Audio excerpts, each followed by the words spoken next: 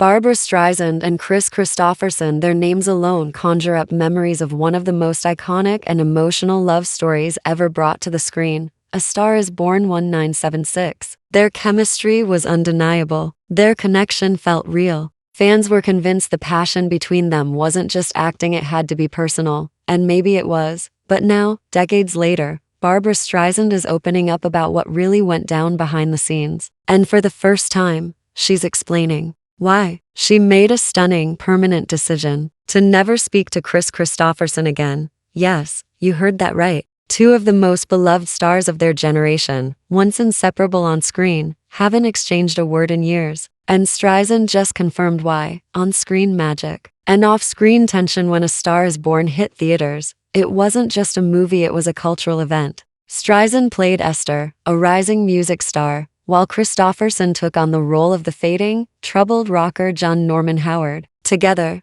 they delivered one of the most moving love stories of the era. But while audiences swooned, what was happening off-camera told a very different story. According to Streisand, the filming was anything but smooth. There was tension, she recently confessed. There was admiration, yes, but also conflict. A lot of conflict. Apparently, Kristofferson's laid-back, rugged style clashed hard with Streisand's perfectionism and need for creative control. She wasn't just starring in the film. She was deeply involved behind the scenes, even influencing direction, lighting, and music. That didn't sit well with Kristofferson, who felt she was overstepping. He didn't like being told what to do, Barbra recalled. But I wasn't trying to boss him around. I was trying to make something beautiful. The breaking point. While Streisand never publicly aired their dirty laundry for years, she's now revealing the moment that changed everything. One day on set, in front of crew members, Kristofferson allegedly snapped during a disagreement over a scene. His tone, his words, according to Streisand, were not only disrespectful, but deeply personal. I remember standing there, stunned, she said. He looked at me in a way that made me feel small. And that's something I never forgot. Even after the film's massive success, Streisand said the emotional scars lingered. The two remained civil during the press tour and award season, smiling for cameras and playing their roles. But the warmth? It was gone.